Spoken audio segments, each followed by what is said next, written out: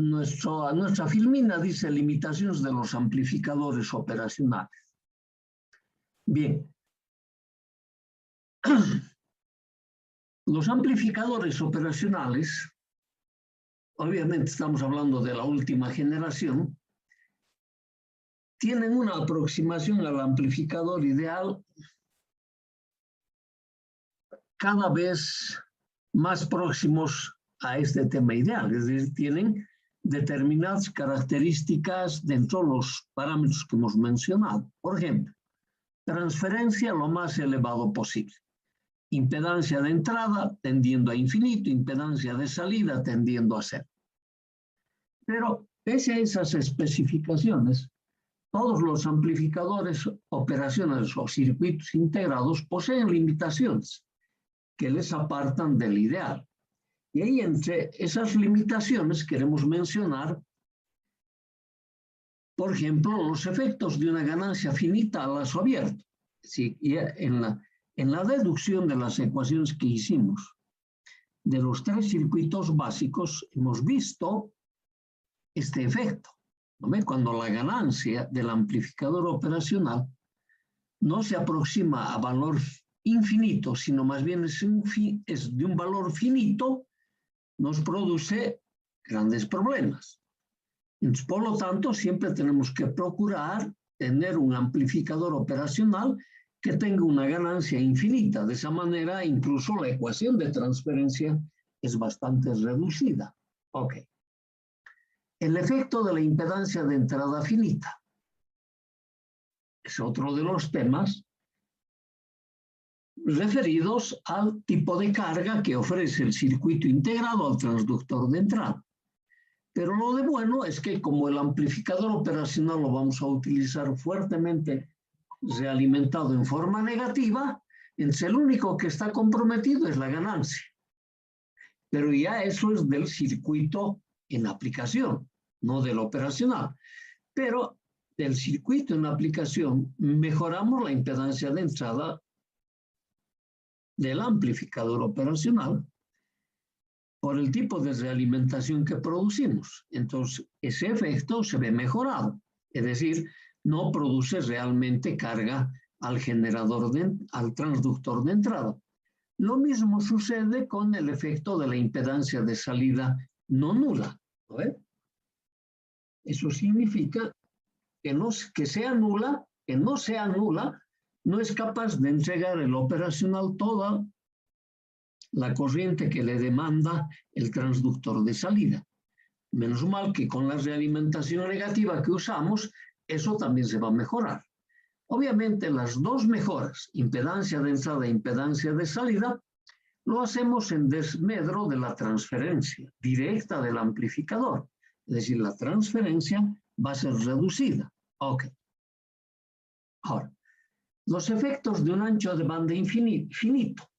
Teóricamente, el circuito integrado tiene una ganancia, una respuesta en frecuencia lo más grande posible, o sea, tendiendo a infinito. ¿Y eso qué significa?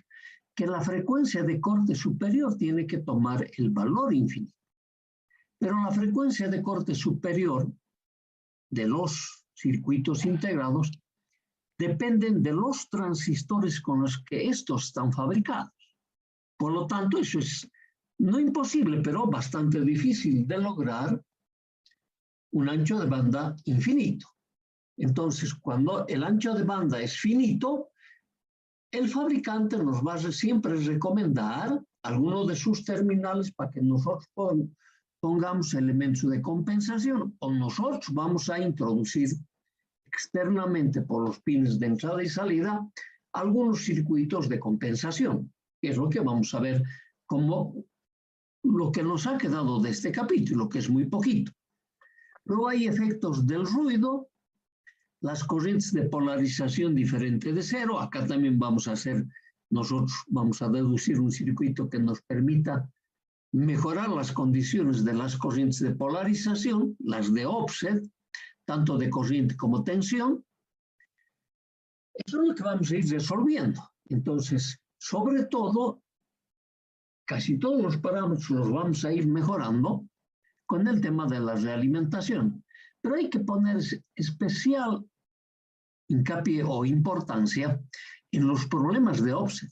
¿Por qué? Porque los problemas de offset se presentan mayormente cuando nosotros externamente al circuito integrado rompemos la simetría del circuito integrado. Porque teóricamente el circuito integrado es un circuito totalmente simétrico. Y el fabricante se ha encargado de compensar todos los problemas de offset.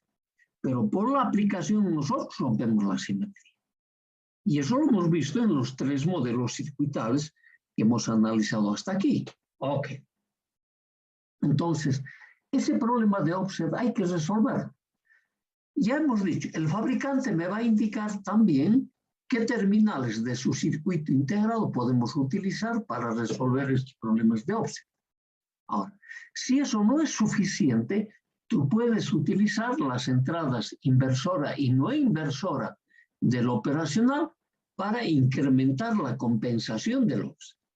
Y eso es lo que nosotros vamos a hacer. Vamos a deducir una ecuacióncita o unas ecuaciones muy sencillas que nos van a permitir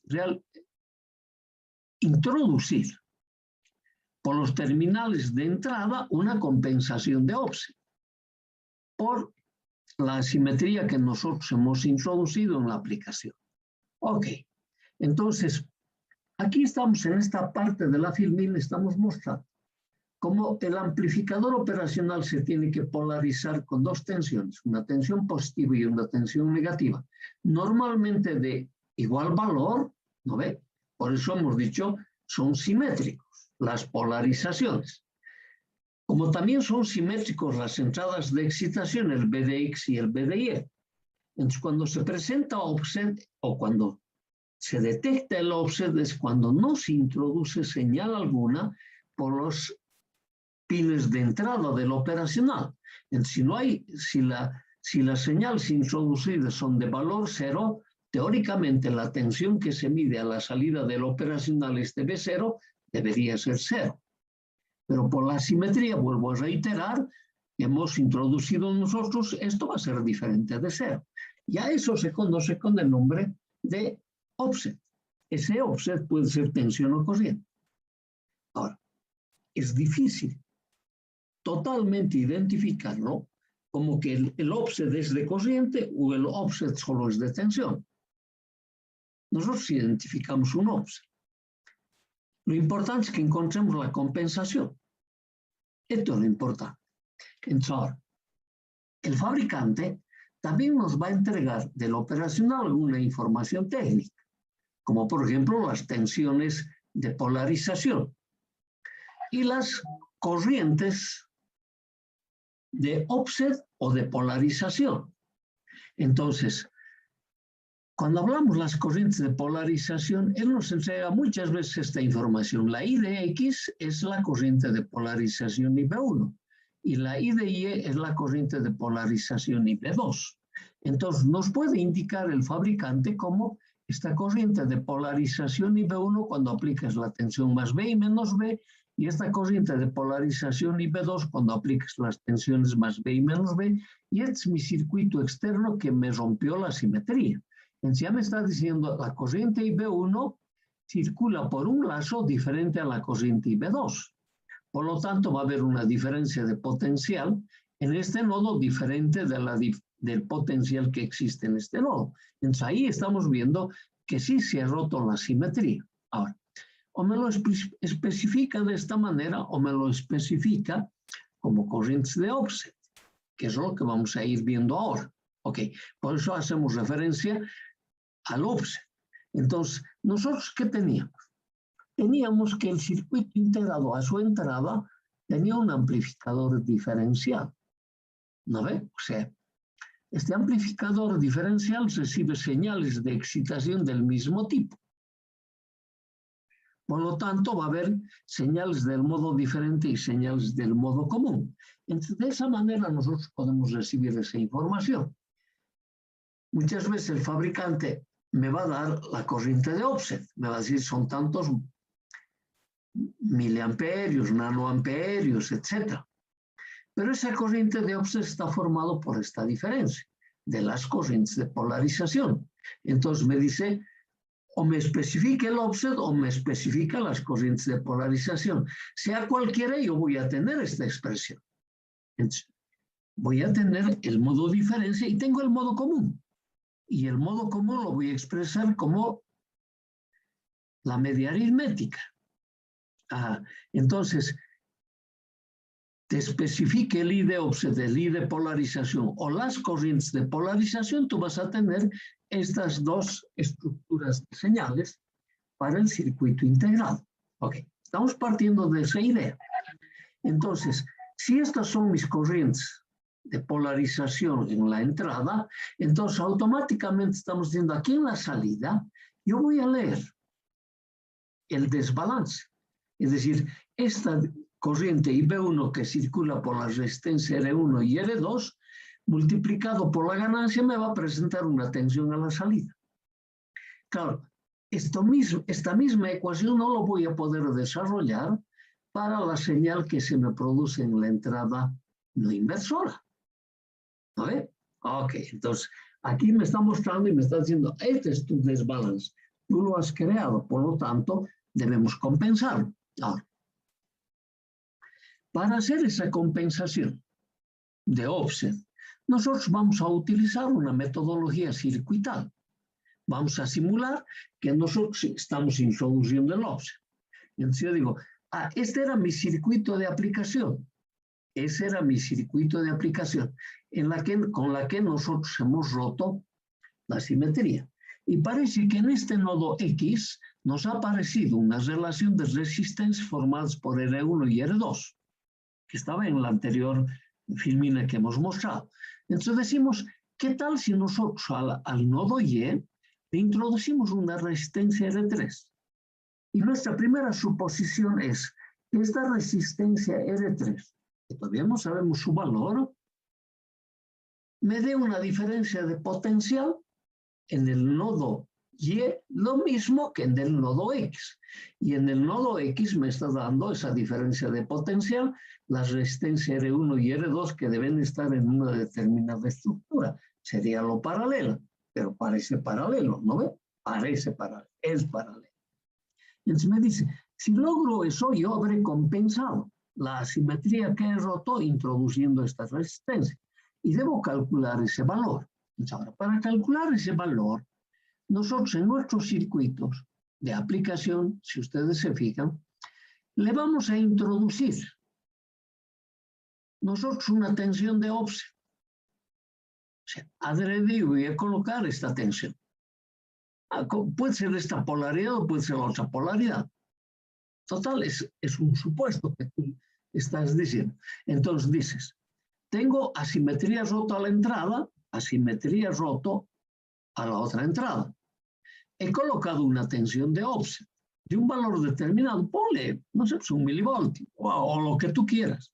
He colocado un valor de tensión a la entrada. Y a esa tensión a la entrada yo sí lo voy a llamar offset. Entonces, si acá la salida que tengo que detectar, esa mi tensión de offset, tendrá un sentido. Tendrá el sentido positivo o tendrá el sentido negativo, porque está colocado entre las dos entradas, ¿no ve? Entonces eso me dirá, si predomina el nodo X, me va a decir, me va a invertir la señal va a ser negativa.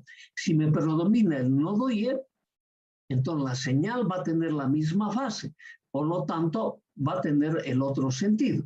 Entonces, ¿qué me está queriendo decir? Me está queriendo decir que aquí en la salida voy a poner un instrumento de punto medio. De tal manera, si se me desplaza en el sentido negativo, me dice tu tensión de offset para compensar que vas a poner, vas a tener que cambiar su polaridad, positivo o negativo. Si se desplaza en el sentido positivo, entonces me dice, la tensión que has supuesto está bien, esa te la va a compensar. Ok, esto es lo que vamos a hacer. Nosotros no sabemos exactamente qué es lo que va a suceder una vez que colocamos este circuito. Entonces, para eso vamos a ir planteando las mallas como lo hemos ido mencionando o lo hemos ido realizando en las tres primeras aplicaciones que hemos mencionado, el inversor, el no inversor y el de diferencia. Si aquí nos fijamos, estamos diciendo aquí I1 más I3 multiplicado por R1 más I3 por R2 más B de salida igual a 0. O sea, estoy planteando esta malla. Y el otro circuito, para tomar en cuenta esta otra entrada, voy a plantear esta malla. ¿Y qué me está diciendo? En esta malla me dice I1 más I3 por R1 más esta mi tensión que lo he agregado. ¿No? Está tomando el mismo sentido. Más B0. Esa es la tensión de offset. Le estoy poniendo este 0 para darme cuenta, ¿no ve? Y al de salida, B de salida, para notar la diferencia entre estas dos tensiones, porque si no, este es el B0 que normalmente vamos a utilizar en el operacional. Entonces, este me está diciendo es para mi circuito de compensación. Planteo mi ecuación, I1 más I3 por R1 menos B0 menos I2 por R3, porque aquí me va a producir más, menos, ¿no ve? Entonces, es esta suma, y eso es igual a 0. Ok.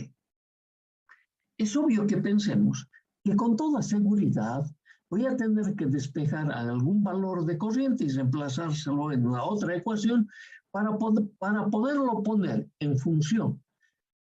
Fíjate, esta corriente I sub 2 es prácticamente la misma que IB1, IB2, perdón. ¿No ve? I2 lo mismo que IB2. Entonces aquí en mi suposición este I1 va a ser lo mismo que el IB1. Ah, esto es lo que vamos a hacer. Entonces, fíjense, aquí empezamos a procesar en nuestra ecuación I1 R1 más I3 R1 más I3 R2 es esta ecuación.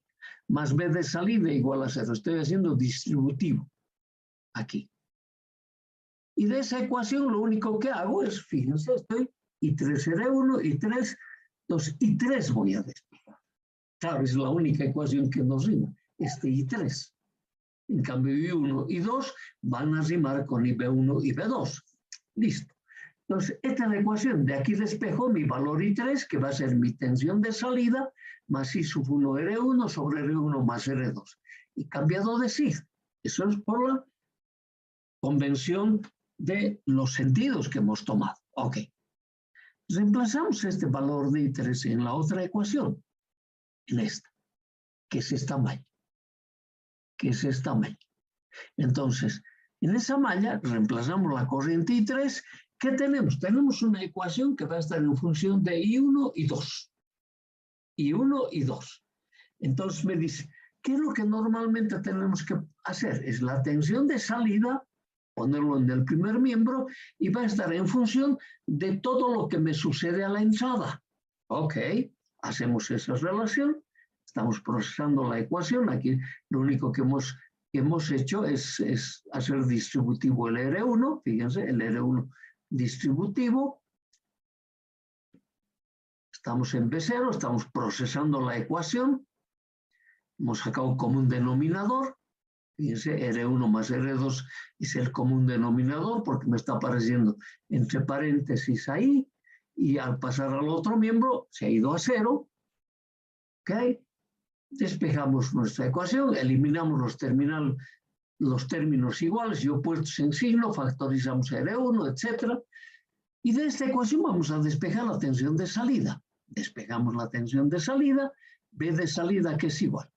Esta es la tensión de offset que nosotros hemos colocado. Ese está multiplicado por 1 más R2 sobre R1. Fíjense, la corriente I2 y la corriente I1, aquí en nuestras ecuaciones están con signos opuestos. ¿No ve? Uno es negativo, el otro es positivo. Entonces, la idea es, si nosotros no hemos introducido desplazamiento de offset en corriente, en estas corrientes teóricamente son iguales, como deberían ser iguales las corrientes de polarización. Claro, no es posible que el fabricante dé para un circuito simétrico diferentes corrientes de polarización, tienen que ser iguales. Entonces me dice, ¿qué tiene que ser igual? Los coeficientes tienen que ser iguales para que yo pueda cancelar el offset de corriente. Ok, y entonces me diga, el offset que se está haciendo presente es el offset que tú le has introducido. Entonces, miramos, es lo primero que decimos. Este producto tiene que ser igual a R2. Sus coeficientes deben ser iguales.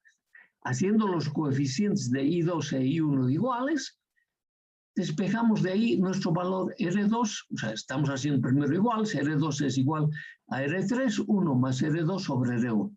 Como en ambos miembros tengo R2, entonces nosotros despejamos el valor. R3, despejamos y miren lo que me salió. Me sale que este R3 tiene que ser igual a este paralelo.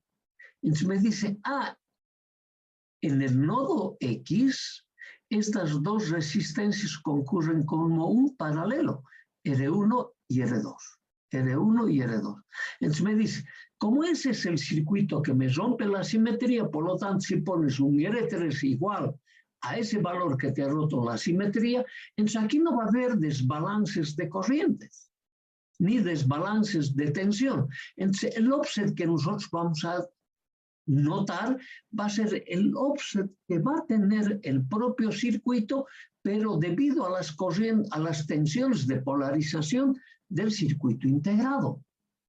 Y con eso nosotros vamos a poderlo compensar. Entonces aquí está.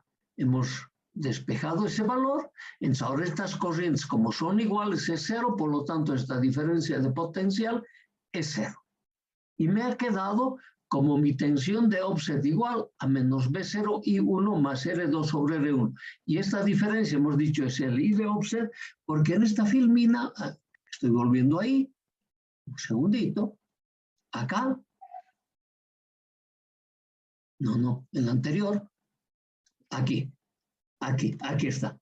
La I de offset y la I de polarización. En si B1, que es lo mismo I1, y B2, que es lo mismo y B2, era la corriente de offset, y eso me lo daba el fabricante como dato de mi problema. Ok, entonces hemos encontrado que nuestra relación va a ser de ese tipo para poder compensar las relaciones de offset.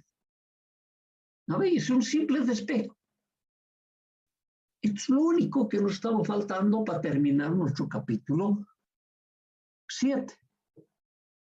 La B de salida, aquí está la corriente, entonces yo debo colocar una señal de este tipo para tener todas las compensaciones de offset. Y el circuito es este. Fíjense, con este potenciómetro, si mi tensión es, o sea, si se va al nodo positivo o se da hacia el nodo negativo, entonces yo desplazando esto pondré una tensión de offset a la entrada. Si se me desplaza en el sentido negativo, yo tendré que poner una tensión positiva. Si se me desplaza en el sentido negativo, voy a tener que poner un offset negativo. Con eso queda compensado. Entonces, sin poner señal alguna a la entrada, aquí a la salida tiene que ser cero. Este valor R3, es de un valor muy elevado. ¿Por qué? Porque además este nodo, después ya lo vamos a estar verificando, por el tipo de comparación que se tiene, se viene a denominar tierra virtual. Este es tierra virtual. Si es tierra virtual, entonces me dicen, las corrientes normalmente van a buscar el camino de menores resistencias y nunca este camino del R3, sino el de la tierra virtual. Ok. Sencillísimo. O este otro circuito. Ya puedes vos utilizar la entrada inversora o la entrada no inversora. El circuito es el mismo. ¿No ve? R2, R1.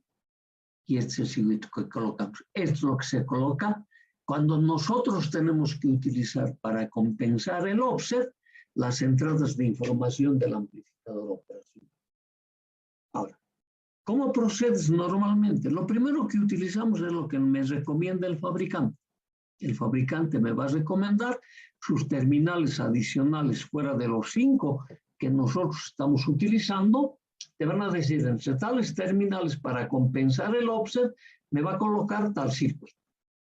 Si con eso no logras compensar todo, tienes el circuito adicional. O este, cualquiera de los dos. para un amplificador inversor o no inversor. Nada más sencillo que eso. Ok. Ya tenemos todo lo establecido para nuestro capítulo 7. Es decir, todo lo que requerimos para hacer nuestro laboratorio 7. Ahora nos vamos a empezar a preparar para nuestros laboratorios 8 y 9. Claro, en principio para el 8, luego para el 9 y después con los filtros para el 10. ¿No ves? Ok. Y aquí, para terminar nuestro capítulo, estamos mostrando. No te olvides, esto es lo que nosotros hemos diseñado como amplificador de potencia. Con eso hemos terminado nuestro capítulo 6. Y cuando tú haces un amplificador, no un circuito integrado, este es un amplificador discreto. Y hemos ido agregándole para ir compensando defectos que hemos ido encontrando en nuestro amplificador. Entonces, esa es la manera como se diseñan los circuitos integrados. Le vamos adicionando circuitos para ir compensando los defectos que vamos encontrando en el camino del diseño, en mi caso del amplificador. Y nos hemos tropezado con un amplificador de acoplamiento de continuo con varios transistores. Y este modelo no tiene nada de diferente de este otro modelo, son casi los mismos. Claro, este tendrá una etapa de salida que es un clase B, este también tiene una etapa de salida que es un clase B, pero tiene que ser del tipo par complementario. Este es el mismo modelo. ¿Con esto qué queremos decir? Si tú aprendes la electrónica básica, todas las topologías básicas, no puedes decir, no voy a poder hacer estos circuitos, no voy a poder aprender los circuitos integrados. Lo único que tienes que cuando te tropiezas con estos circuitos, que aparentemente son complejos, ¿cómo los puedo subdividir en pequeños bloques? Por eso que hemos empezado de este circuito integrado, ¿cuáles son los 5 bloques en los que se agrupan los diferentes transistores para conformar un circuito integrado? Si tú ya puedes realizar esos 5 bloques, entonces es muy sencillo analizar la complejidad de los circuitos integrados. Nosotros ahora estamos en la aplicación del circuito integrado visto, pero como este modelo. A ese modelo le estamos introduciendo elementos externos. ¿No ve? Tanto a la entrada inversora como a la entrada no inversora. Ahora te está diciendo, este elemento, este nuevo circuito, tú lo puedes tratar tanto en el circuito de entrada inversor como no inversor para los elementos A y C como si fuesen unos cuadripolos. Para este elemento B del enlace de realimentación como si fuera un cuadripolo y para este elemento como un cuadripolo. Y eso sí sabemos. Entonces, y a eso aplicarle simplemente los elementos de la realimentación. Entonces, a eso nos vamos a introducir ahora en nuestro capítulo 8. Ya no me voy a preocupar de las condiciones internas. Nosotros ya hemos ido elaborando todos los elementos que se tienen que compensar, ¿no? El resto te lo va a decir el fabricante en su hoja técnica. Entonces no te olvides, ya estás con la obligación de leer necesariamente la hoja técnica. De esa no nos vamos a librar. Ok, con eso hemos terminado nuestro capítulo 7. Hasta ahí ustedes tienen que presentar su preinforme, no sé qué día es, si es mañana o es el jueves, el día que tengan que presentar. Y de eso vamos a dar el examen el día sábado, no se olvide. O sea, fíjense que en este capítulo 7, no ha habido aporte alguno de ustedes. ¿No ven? Todo hemos desarrollado. Ahora vamos a empezar.